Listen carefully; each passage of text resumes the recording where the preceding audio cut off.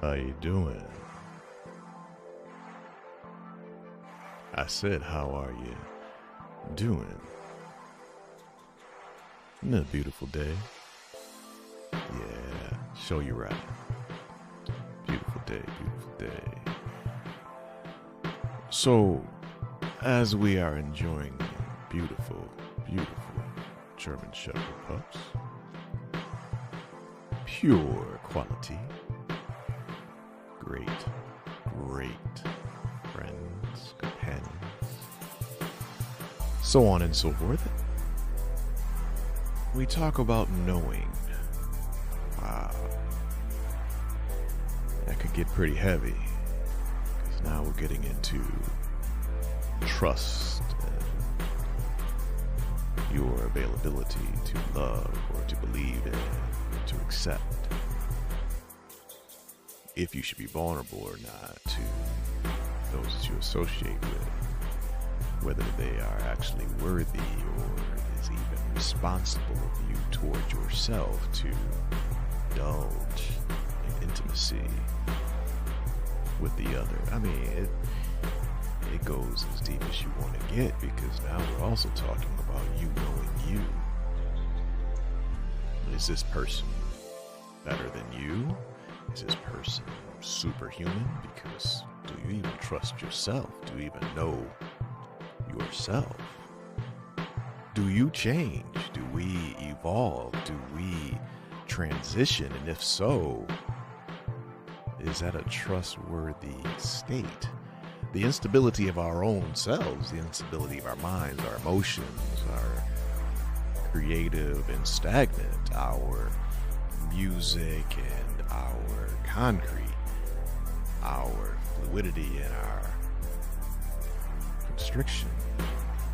Sometimes at the same time, it appears, the conflicting variables that make us who we are. But is that who we were yesterday? I mean, even in the course of a day, how many variations of you happen? How many variations of you happen? How much stimuli impacts your presence, your being? Who the heck are you?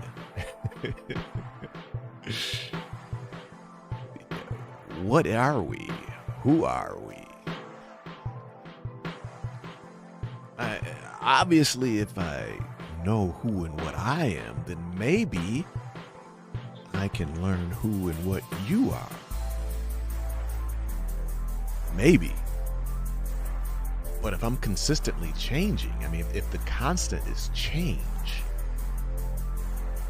I said if the constant is change, why should you believe that you know who I am if I'm constantly changing? Or, at my essence, metaphysically, do I ever really change? Is it just a deeper understanding or a different iteration of, a different manifestation of, right? Iteration. Different presentation of. Can you dig it? But is it the same core? But is it possible to be the same core if we're growing? Your mind's not the same. Your body's not the same. You know, we're getting older. You and I know your body's not moving like it used to move. I don't care if you're 13 years old. You're still not moving like you were when you were 12. Maybe you feel like you're moving better. Maybe worse. But it certainly ain't the same. Change. These are the constants. Change. So track the thought now. So in the quest to know someone else, the duty is still know thyself. Because it's the lens of which you are now going to use to look at someone else, right? How good is your eyesight? And we're not talking about just a physical eyesight, right? because you know there are other things happening versus what your physical eye can see. You do know that, right? I said you do know that, right? All kinds of things happening out here that the physical eye does not capture, cannot capture, and even would not capture. You would go blind if you could see what you don't see. Holla if you hear me. Yeah, I said it. I'm dropping gems over here. I say you would go blind, your physical eye would go blind if you could see what you can't see with your physical eye. We ain't just talking about no solar eclipse. Look at love. How powerful is love? And how rare is it for your physical eye to see? But it's around you every day, isn't it? It flows through billions of people. But where is it? Like the wind, where is it? Like faith, where is it? When's the last time your physical eye has seen God? I mean, you tell me. Now you could say, I see God in something. I see God in that flower. I see God in that mountain. I see God in that, the glory of. Okay, but I'm talking about you physically seeing. So you're talking reflections. You're not talking about the actual fullness. All right. So then how do we know what we think we know if we're only seeing part? See part, know in part. Okay. So how do we now know? So how long would you have to actually spend with an individual to say you really know them? I mean, you really know them. If they change throughout every single day, let alone every day, but throughout the day, they change, how long would you have to spend with them to really know them? Meanwhile, while you're trying to quest to have that knowledge, let's not forget what we already covered. You're doing this evolutionary thing yourself during that same day. So part of your attention is on yourself, not just on them, because you yourself. Okay, well then you just missed something, didn't you? I mean, but didn't you miss something? I say, didn't you miss something? Well, if you missed it, then how do you really know? Did you miss a change? People have been married X amount of years and say, well, what happened? And someone says, we just grew apart. We just grew apart. Now, enough of us have heard that where we accept, that happens. But have you really thought about what that means? Have you really thought about it? We grew apart. And normally when people say it normally, they are saying it's not his or her fault, the other party. It's not their fault. Normally that's, we just, right? So they're saying it's not that they necessarily did anything wrong. It's just that what they now want in life is not the same thing. We came together early, this, that, and the other. So they're basically touching on this dynamic that we're speaking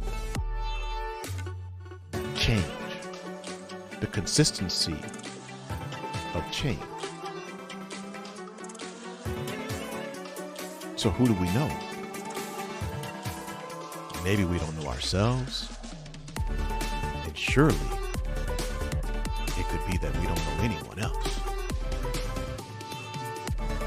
So how do we really relate? How do we really grow? How do we have healthy unions? How do we move forward together if this is the case?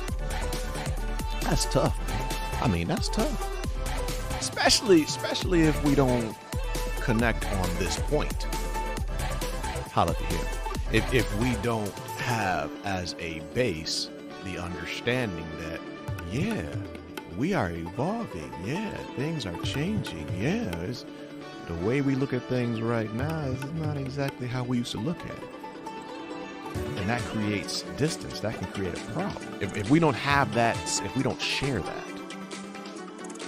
then on this voyage, we could actually miss each other even though we're right next to each other. I mean, we could be absent even though we're present. Yeah, I said it. So, I mean, we're on a quest. This is Rhodes, German Shepherd. We like to talk about things that move the needle forward in life, that help to create a better you and therefore a better society. Push it forward, move it forward.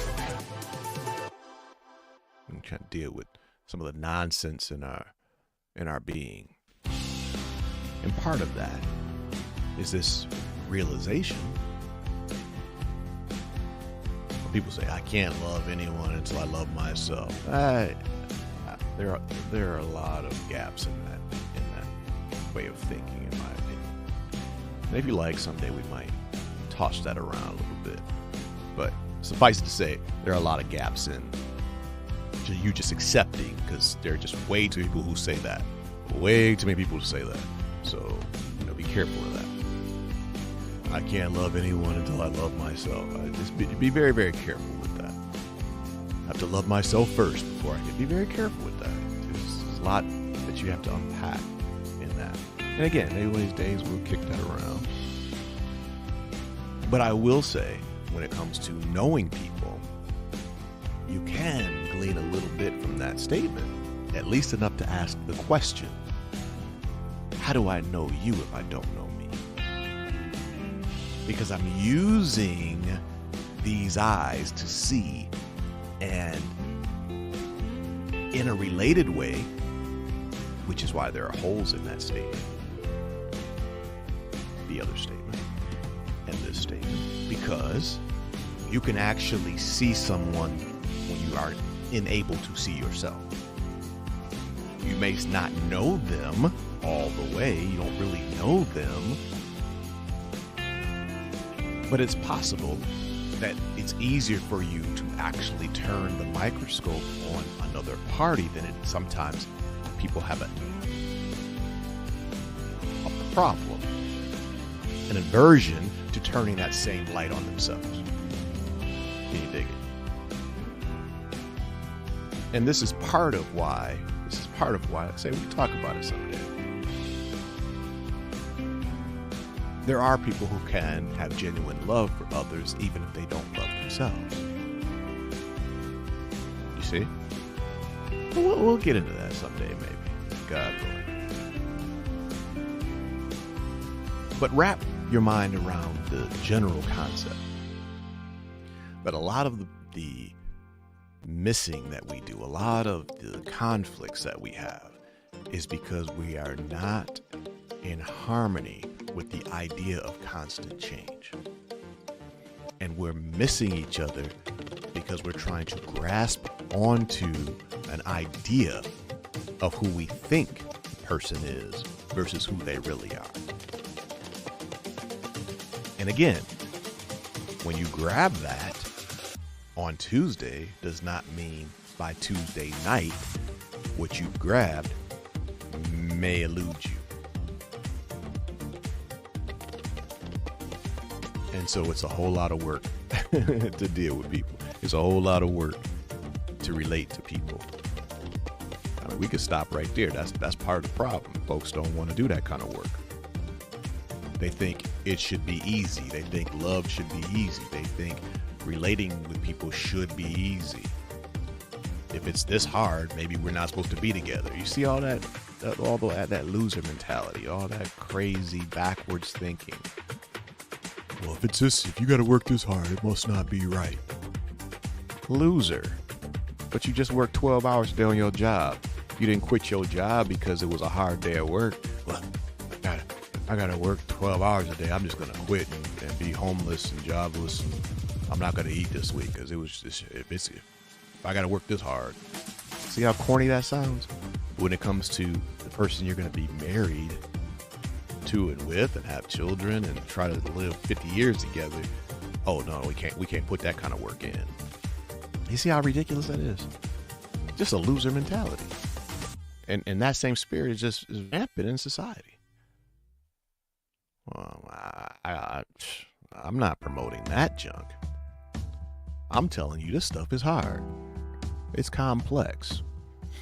And even if we don't understand it all, at least if we're on the same page that the junk is difficult,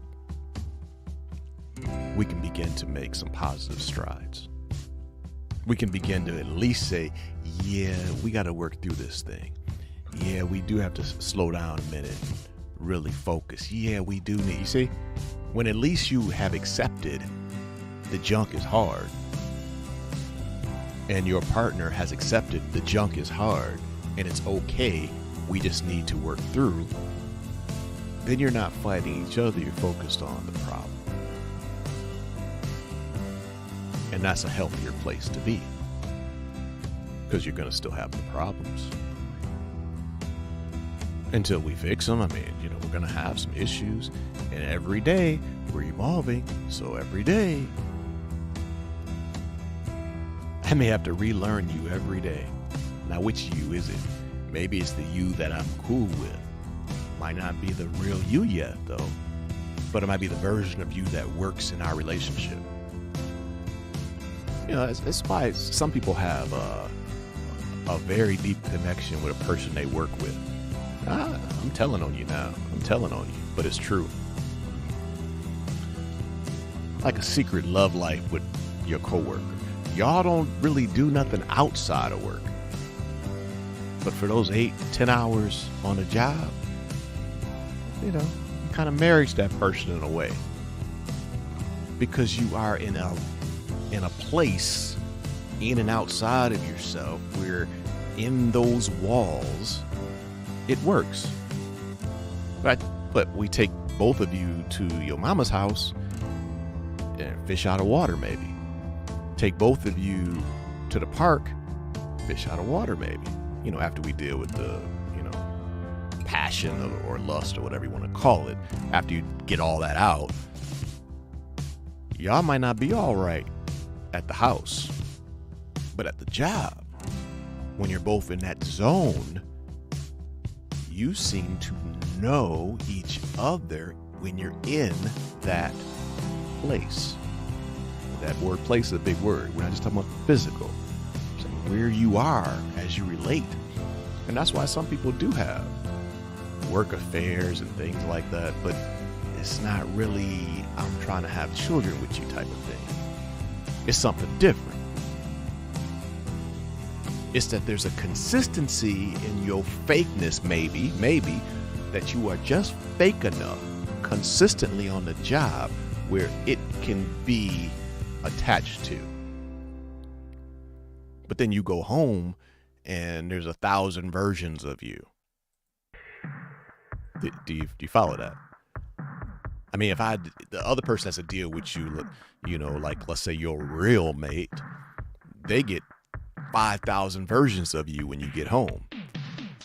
But the people on the job, they may only get 1 or 2 versions of you.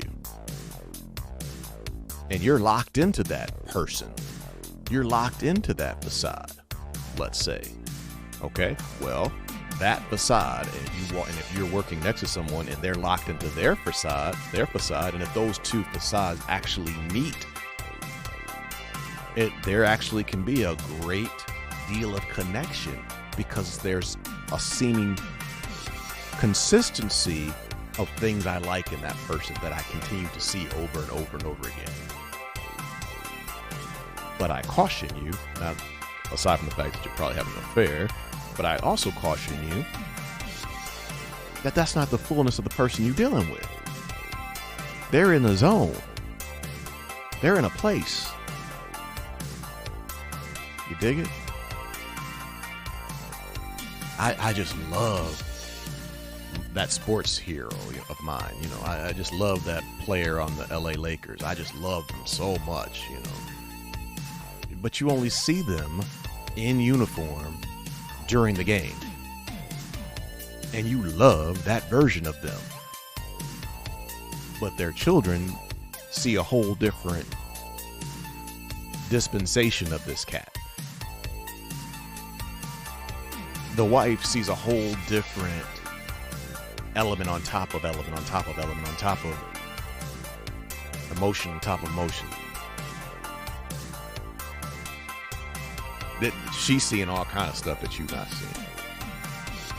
And if you saw all of that, would you really love them the way you typically you don't? Because that's what happens. That's why there's a great deal of energy to keep superstars at a distance. Part of the keeping you a superstar is to keep you at a distance. Don't want the general public to really see who you really are and see how the sausage is really made. There's deep science that goes into that. Holla if you hear me. For a reason. Want you to be captivated and in love and enthralled with that version. That version. So, which version has the person shown you? Which version have you shown yourself? Because in your heart, you know there's all kind of stuff flowing around inside you that's untapped, that you haven't shown the person that supposedly is in love with you. A funny thing is, and you know I'm right. The funny thing is, we have a situation in life, that we don't usually talk about. And the situation goes something like, I meet someone, I want them to be in my life. Therefore, I'm not going to show them things about myself that I know could jeopardize them being in my life. I'm going to keep that from them. So down the line, we hold this in our minds and in our hearts. We set this thing up. And we know now they love us. And now they're saying they're not going to leave us. That's what we wanted, right? That's what we wanted. But deep down, we know that they fell in love with a different version. They really didn't fall in love with me because I purposely didn't really show them me. How's that feel, brothers and sisters? How's that feel when somebody loves you and you know that you've kept all these secrets? How you feel about that love? It's pretty deep, huh? It gets deeper.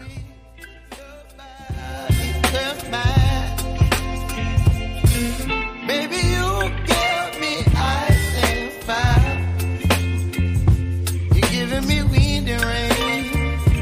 You're some kind of butterfly. Baby, you give me midnight. You whip up my appetite. Don't leave me here high and dry.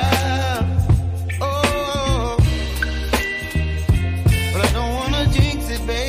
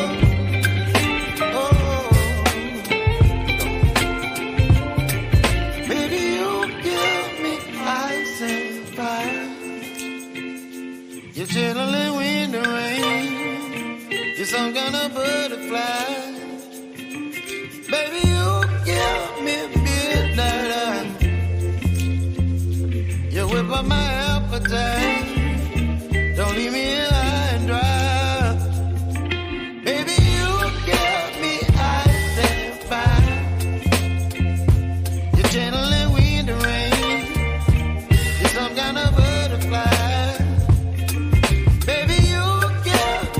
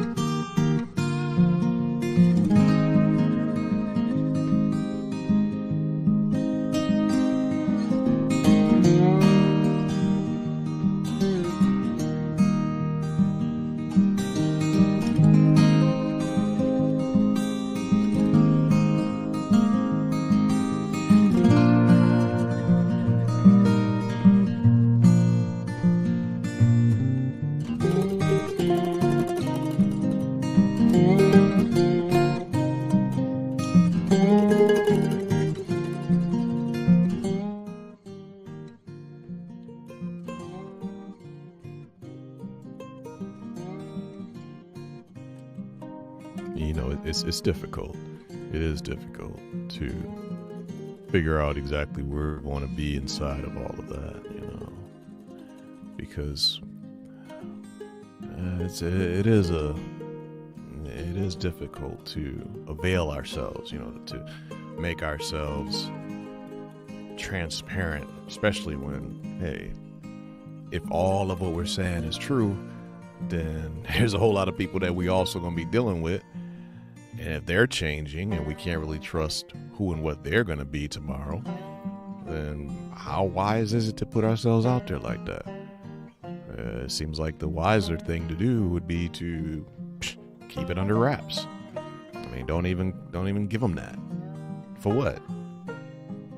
So that they can abuse it, even though they may not intend to do it, but because they are evolving, because they don't really know who and what they are, and they don't really know my secrets, so they really don't know when they're trampling on my emotions, when they are actually doing me harm. They may not even truly realize it because, hey, they don't really have a great gauge of people. They certainly don't have the greatest gauge of me because I've got my secrets. I haven't shown them. I've been defensive. I've been guarding, you know, all this, you know, it's all mixed in, right? They were spending a lot of time trying to present themselves. And during that time of presenting themselves, they weren't necessarily listening or watching me. So actually, maybe we spent a lot of time about them and not a lot about me, right? So who knows who at this point? Who knows what? Now, the beauty is, I mean, that's part of the voyage, right? That's, again, that's why you want to be equally yoked. That's why you want to come together with the understanding. You say, well, we both get it.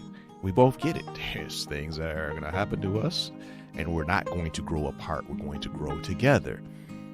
See? I mean, if we accept these general overall principles of life and the quest to actually truly relate, then we'll share these times together, the ups, the downs, and we'll continue to add to the catalog. We'll continue to add to the understanding of ourselves and each other. And those experiences, it is possible to grow together if we understand what they're doing to each other. You know, they talk about don't get involved, you know, a lot of movies and whatnot, you know. But there's still information. But lots of movies, you know, people get into a traumatic event or a traumatic situation, and now they're involved in a relationship after that. And people have said that that's not a good way to do it. You know, if you happen to be in a bank that's being held up and it was just a horrible experience, and the person who was in line with you is, you know, you end up dating that person after being held hostage for 48 hours or whatever. There are those who say that's not a good way to do it. All right, well, here, check this out. What if that person was your husband or wife and you go through that event? You see? You're still going to bring out different things in each other. So it almost is as if you have the general understanding we're talking about, that this stuff is constantly evolving and you have to constantly be at school. You have to constantly be learning and discerning and evolving and growing. It's not ever done. It's never an off switch to who you are and to who they are and who both of you can be together or not be together. So the traumatic event, whether it happens in the first day, in the middle, or the last, okay, if it's the last, then maybe you stray. So, you know, now you might be looking up at each other or looking down at each other. Yeah, I said it. But if it's anywhere in between there, then, you know, that event is now a major ingredient in who we are. I may not really know you after that. I mean, I thought I did. You see? But that event triggered a whole bunch of stuff in the other you that you never showed me. You see? And now you're walking around with that person. That ain't the same thing. That ain't the same person. And she knows, or he knows. Yeah, you better watch out. Because now I've been pushed to the point where I'm not going to hide the way I've been hiding. It's been convenient and easy for me to hide. But now in this traumatic moment or post-trauma, I'm going to let some stuff out. And then we're corrupt enough where we blame you for that. Right? We make it harder on you when really, yeah, we blew it to begin with. We should have been more transparent. We should have shown you who this really was. It shouldn't take, now that this person has passed in my family, now that I need, life-altering surgery, now that, diagnosed with cancer, whatever the case is. Now you get to see all this funk come out. Well, why you let it get this far? I was real selfish because you wanted me and didn't want me to leave and all this nonsense. Yeah, come on, man. I mean, just deception. We building this thing on deception now. And that's a person who knows they're in the wrong. That's a person who knows they're jacked up. We also have plenty of people who they don't even realize they don't know who they really are. And while we're talking about this, we mentioned that physical I. Let me just say, your physical is not you. Wow. I said it. Your physical is not you. When we look at you, when we talk about you, and I'm thinking about you, the you is way beyond, way deeper than your physical. You do understand that, right? Holla if you hear me. You are deeper than the physical. Again, and people who don't even know this, then how are we going to grow in a healthy way? How are we going to bond in a healthy way? How are we going to be there for each other, ups and downs, and not grow apart but grow together? And we don't even know who we're dealing with. We don't even know ourselves. We don't even know what it means to know. Because I can pick you out in the crowd because you walk by. I should be able to pick you out from your spirit moving by. Yeah, I said it.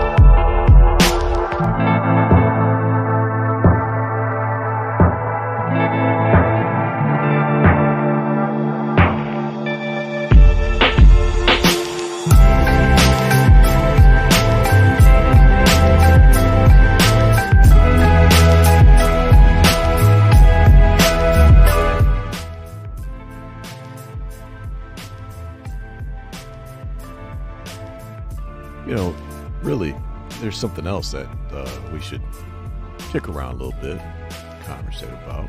We look at these beautiful, beautiful puppies. Everybody should not be shown all of you. That's just a possibility. I think we need to at least throw it out there. We need to throw that out there. That it's not a bad skill if you have the ability to not allow everyone to see who you fully are. Now, this is for an individual who at least knows parts of themselves, right? Okay, so you at least have an understanding of part of who and what you are. Is it really a bad thing that you have the ability, the self-control, and the awareness to know, yeah, I'm not supposed to just let all this out? Yeah, I think there's some wisdom to that.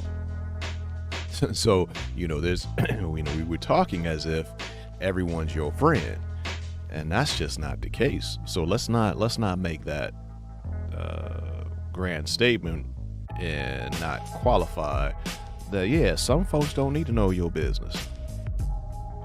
Holla if you hear me. Everybody ain't out for your good. Okay, so this is, you're under no obligation to show them every part of who and what you are. You're not under that obligation. Why would you be? Why should you be? We don't need that. And now they can just maneuver how they want to maneuver with our information. Okay, keep in mind, this is still going to be energy, because if they misuse what we've now shown them, and even if we say, well, I can fade that, I can handle that, I can defend myself and ward that off. Okay, but that's still energy, which means it's still robbing you of something else that you should have and maybe could have been doing with that energy versus dealing with this. So sometimes it's better to just have your fortress with certain people. But the key to that is having some understanding of who the heck you are to begin with, so that you can know the vulnerability, so you can know where and how and when to present yourself. And of course, a little why, and sometimes why, to present yourself. And it's true because when you go to the job interview, it's not wise to reveal all your nonsense. There's wisdom in that. Just, run it all down to, come on now. That's not the best thing to do in most circumstances, right? That. So be careful, because yes, there are situations you should be on guard. And maybe inherent in this entire conversation, brothers and sisters, is that we need to be on guard all the time. Maybe that is inherent in this. And maybe these pitfalls of the fact of I'm keeping secrets from you might be the only way to go. This is why we're having conversations like this, because again, like I said, it's complicated. It's not a one size fits all. The consistent piece, the consistent element that I've been presenting to you is what? Change. So there's no flip-flopping my point right now. Everything has been what it is. The constant is change. And because we are changing, how do we really have an opportunity to be at peace with the knowledge that we think we have of ourselves or of another individual? Because that to me looks like it's problematic. We're asking for trouble. We're asking for a problem. We're asking for misunderstandings. We're asking for some heartbreak from expectations, from beliefs, from being vulnerable to people we shouldn't be vulnerable to. All these things. See, like that wind blowing right there on those puppies? That wind right there. Power that you don't necessarily see. You see the leaves, right? But the wind the wind, the power of the wind. Do you really know that? That stuff happening. There's stuff happening, right? So that they just experienced with that gust of wind and those leaves smacking around and all of that, okay. But the force, the power, they couldn't see the wind itself, but it's there. So what do you really know? There are things happening all around us. And if it weren't for the leaves, we're being pushed, pulled, up, down, left, right. There's all kinds of things happening. And it's changing us. Some for good, maybe some for bad, but it's changing us. Are you in tune with all of that? Who are we going to share that with? Who are we going to evolve together with based on that? Deep stuff. Deep stuff. And again, you got to be committed to work. You got to be committed to work, working on yourself. You got to be committed to working with your partner to grow and develop together. And sometimes you will find that maybe we just do need to be apart. Maybe that is the best thing, that, you know, it's a wrap. You know, just keep putting it in your butt. It's time to go. Because where I see myself, I see enough of myself to know. I see enough of you to know. I see those are powerful words. I see enough of myself. See, very powerful. I see enough of you, very powerful. I believe, you see, I'm doing the math of you that I'm seeing. I don't see all of you yet. And I don't even know if I see all of me, but I see enough to know, or at least be satisfied with. You see, that's powerful. Now, you could be wrong. You could be wrong. But at least you're trying to be truthful about change and about how the wind blows in your life. And it is hard to firm up, to grab hold to. But you feel the pain when you mess up. You feel the pain when you grab something that you shouldn't have. You feel the pain when you reveal something to someone that you shouldn't have. You feel that pain. And that pain is truly real to you, isn't it? You can't see it, but it's truly real. So what do we do to avoid unnecessary trauma? What do we do to avoid the unnecessary stuff? Part of this is that hard work of knowledge. Part of this is that hard work of study. Know thyself. Figure out who in the heck you are and what's running through you. At least to a point where you understand it's constant work. Constant work. Here, let me blow your mind just for a moment. Just for a moment. We're conversating. A little conversation with Dawes and conversation. Let me just blow your mind for a second. Let me just, are you ready for this, or do I need to take a break and let you just catch up? You ready? All right, listen to this. Listen to this. I'm gonna give you this for free.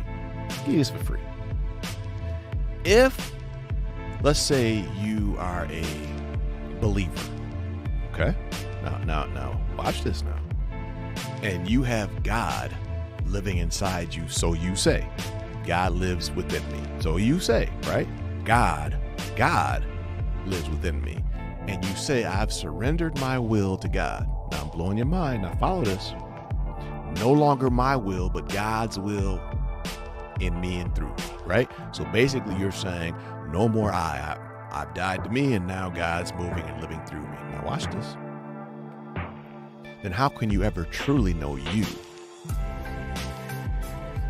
Because how is it possible that you 100% have the ability to know God?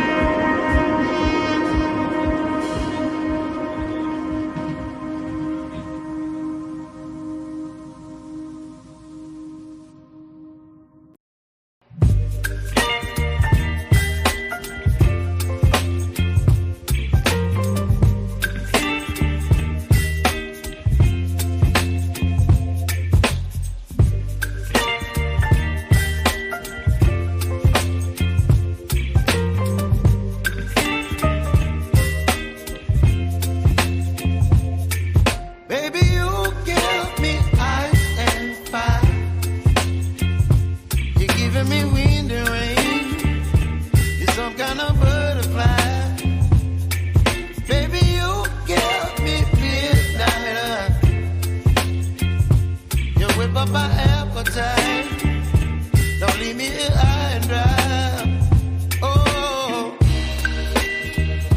well, I don't wanna jinx it, baby, and twist myself at the spine. Don't wanna overthink it, baby. Just twist your body and mine. Baby, you give me ice and fire. You're giving me wind and rain. You're some kind of butterfly. Baby, you give me midnight. You whip up my appetite. Don't leave me here high and dry. Oh, but I don't wanna jinx it, baby. Let's not get ahead of my time. Oh, but I don't wanna miss you, baby. So I stand up and speak my mind. Oh.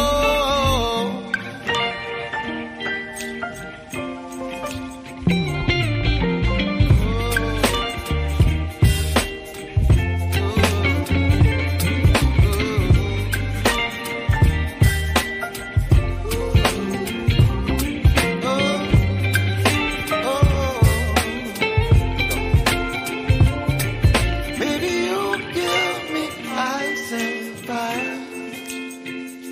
You're chilling wind and rain. You're some kind of butterfly. Baby, you give me midnight. You whip up my appetite.